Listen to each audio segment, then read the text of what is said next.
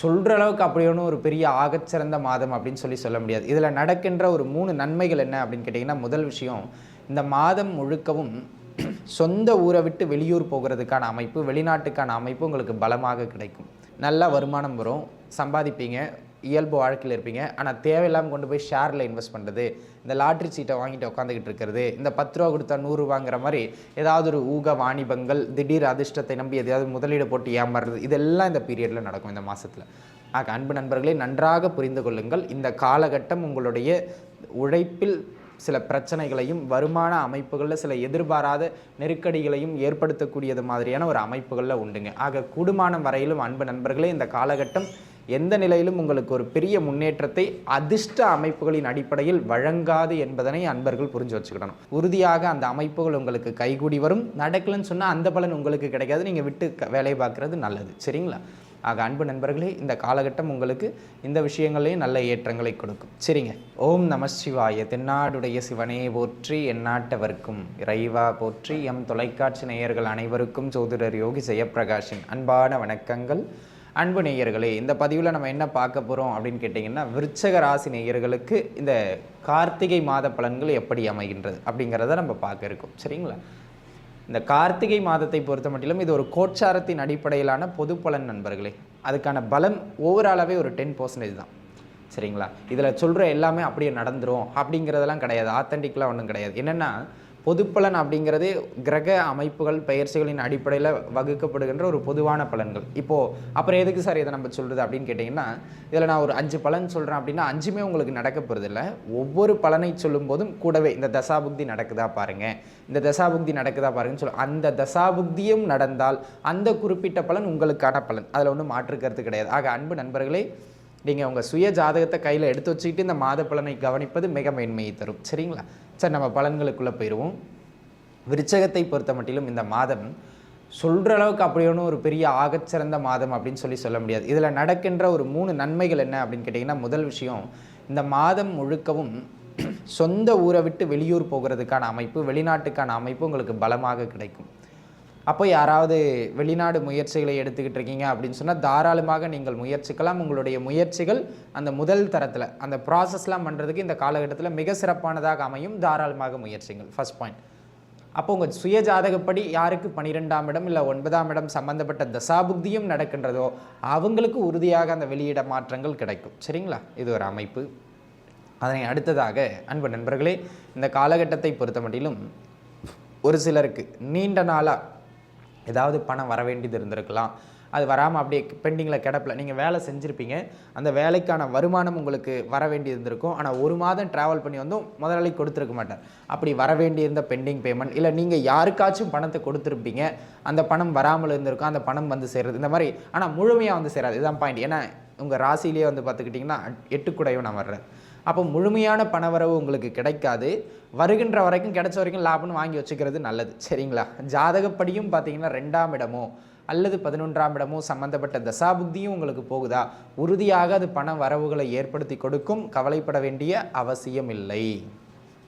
நடக்கலை சார் தசாபுக்தி, அப்போ பணம் கிடைக்காது, நீங்கள் விட்டு வேலையை பார்க்கலாம். சரிங்களா? இந்த பலன் உங்களுக்கு பொருந்தாது.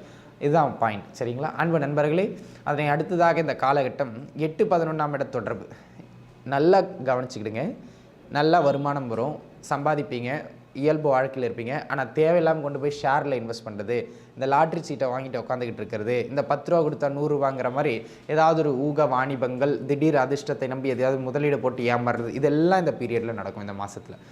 அன்பு நண்பர்களே, நன்றாக புரிந்து கொள்ளுங்கள். இந்த காலகட்டம் உங்களுடைய உழைப்பில் சில பிரச்சனைகளையும், வருமான அமைப்புகளில் சில எதிர்பாராத நெருக்கடிகளையும் ஏற்படுத்தக்கூடியது மாதிரியான ஒரு அமைப்புகளில் உண்டுங்க. கூடுமான வரையிலும் அன்பு நண்பர்களே, இந்த காலகட்டம் எந்த நிலையிலும் உங்களுக்கு ஒரு பெரிய முன்னேற்றத்தை அதிர்ஷ்ட அமைப்புகளின் அடிப்படையில் வழங்காது என்பதனை அன்பர்கள் புரிஞ்சு வச்சுக்கிடணும். இந்த காலகட்டத்தை பொறுத்த மட்டிலும் தேவையில்லாமல் கொண்டு போய் ஷேரில் இன்வெஸ்ட் பண்ணுறது, தேவையில்லாமல் கொண்டு போய் லாட்ரி சீட்டில் இன்வெஸ்ட் பண்ணுறது, தேவையில்லாமல் கொண்டு போய் ஊக வாணிபம்னு சொல்லக்கூடிய அமைப்புகளில் முதலீடுகளை போடுவதை அன்பர்கள் தவிர்ப்பது நன்மை தரும். சரிங்களா? ஒரு வேளை 8ஆம் இடமோ அல்லது பாதகாதிபதியின் தசாபுக்தியோ நடப்பில் வருதுன்னா ஆசையை தூண்டி உங்களை சிக்க வைத்து விடுவார். அவசரப்பட்டு அதில் மாட்டிக்கிடாமல் இருக்கிறது நல்லது. சரிங்களா?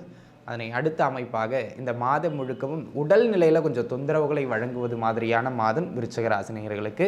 சரிங்க, அப்போது உணவு பழக்க வழக்கங்களில் கட்டுப்பாடோடு இருக்க வேண்டும் அப்படிங்கிறது தான் பரிகாரம். எந்த கோவிலில் போய் சூடம் ஏற்றலாம் சார், ஹெல்த்து இம்ப்ரூவ் ஆயிரும்? எந்த கோவிலில் சூடம் ஏற்றினாலும் ஹெல்த் இம்ப்ரூவ் ஆகுது. உணவு பழக்க வழக்கங்களில் கட்டுப்பாடோடு இருப்பது மிக மிக அவசியமானது அப்படிங்கிறத அன்பர்கள் புரிஞ்சுக்கிடணும். சரிங்க, எல்லா விருச்சிக ராசி நேயர்களுக்கும் இந்த மாதம் ஹெல்த்தில் தொந்தரவு வந்துருமா? அப்படி கிடையாது. ஹெல்த்தில் தொந்தரவுக்கான அமைப்பு கிரகநிலை உண்டு. அது எப்போ உங்களை பாதிக்கும்? தசாபுக்தியின் அடிப்படையில் 6ஆம் அதிபதி, தசாபுக்தியின் அடிப்படையில் 8ஆம் அதிபதி, தசாபுக்தியின் அடிப்படையில் 12ஆம் அதிபதி. தசையோ புக்தியோ இப்போ நடக்குது இந்த மாதம் அப்படின்னா உறுதியாக உங்களை பாதிக்கும். எனக்கு தசாபுக்தி நடக்கலை சார், நீங்கள் கவலையே பட வேண்டாம், உங்களுக்கு ஹெல்த் தொந்தரவு வராது. சரிங்களா, பயப்பட வேண்டிய அவசியம் இல்லை. அதனை அடுத்ததாக இந்த மாதம் பிள்ளைகளோட படிப்பில் கொஞ்சம் டல் அடிக்குங்க. அப்போ என்ன பண்ணோம்? கூடுமானம் வரையிலும் கொஞ்சம் தேவையில்லாத விஷயங்களில் கான்சன்ட்ரேட் பண்ணுறது, அந்த மாதிரியான விஷயங்கள்லாம் விட்டுட்டு கொஞ்சம் பிள்ளைகளை படிப்பில் கவனம் செலுத்தணும். எப்படி செலுத்த வைக்கிறது? எழுத்த விட்டு பையன் 90 மார்க் வாங்குறான், நீ 40 தான் வாங்குற, அப்படி ஒப்பிடுதலை வச்சு கிடையாது. இந்த முறை குறைஞ்சிருச்சு தம்பி, அடுத்த முறை நீ நல்லா படிப்புன்னு எனக்கு நம்பிக்கை இருக்குது, உங்களுக்கு இருக்கோ இல்லையோ அப்படி தான் சொல்லணும். சரிங்களா, அந்த மாதிரியான அமைப்புகளில் ஊக்கப்படுத்த வேண்டும். அந்த அமைப்புகளில் அவங்கள தட்டி கொடுத்து படிக்க வைக்க வேண்டியது பெற்றவர்களினுடைய கடமை. சரிங்களா, உறுதியாக விருச்சிக ராசி நேயர் பிள்ளைகளுக்கு படிப்பில் கொஞ்சம் மந்தத்தன்மை ஏற்படும். அதனால் அதை கொஞ்சம் பார்த்துருக்கணும். தசாபுக்தியில் 8ஆம் இடத்து தசாபுக்தி நடக்குதுன்னா உறுதியாக தொந்தரவுகள் ஏற்படும். அல்லது ராகு திசையோ சுக்கிர திசையோ நடக்குதுன்னா உறுதியாக மந்தமாவாங்க, பார்த்து இருந்துக்கிட வேண்டியது அவசியம். சரிங்களா, இந்த ஒரு விஷயத்தில் கவனமாக இருந்துக்கிடுங்க. அதனை அடுத்துதான், ஏற்கனவே வீடு கட்டிக்கிட்டு இருந்தேன், அது பாதியில் நின்று போயிடுச்சிங்க, கொஞ்ச நாள் அப்படியே கிடப்பில் இருக்குது, அந்த வேலையை எடுத்து திரும்ப பண்ணலான்னு இருக்கேன். சூப்பராக பண்ணலாம். இல்லைங்க, ஒரு வண்டியை வாங்கினேன், அது நீண்ட நாளாக ஓட்டாமல் அப்படியே பழுதடைஞ்சு கிடக்குது, அதை ரிப்பேர் பண்ணி மீண்டும் பயன்பாட்டுக்கு கொண்டு வரலான்னு இருக்கேன். இந்த மாதிரி பழைய விடுபட்ட வீட்டு வேலை, பழைய வண்டி வாகனங்களை எடுத்து பயன்படுத்துவது, இதற்கு இந்த காலகட்டம் சிறப்பு மிகுந்த காலகட்டம். தாராளமாக நீங்கள் செய்யலாம், சப்போர்ட் பண்ணும்.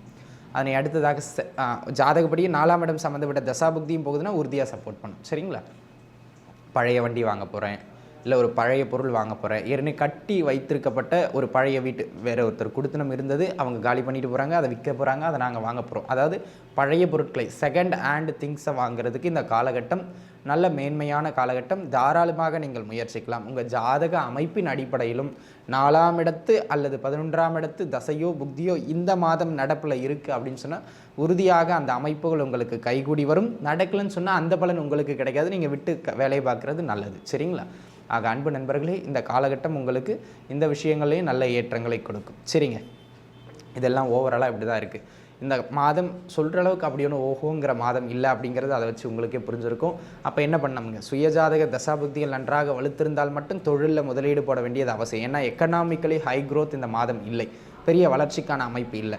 அப்போது என்ன பண்ணிக்கிட்டு இருக்கீங்களோ அந்த அரைச்ச மாவை மட்டும் அரைக்கிறது நல்லது. புதிய மாவை அரைக்க ஆசைப்பட்டு எதுலேயும் மாட்டிக்கிட வேண்டாம். சரிங்களா, ஆக அன்பு நண்பர்களே, இந்த காலகட்டம் நிதானமாக இருப்பது நல்லது. அனைவரும் நன்றாகவே இருப்பீர்கள். வாழ்க வளமுடன். நன்றி.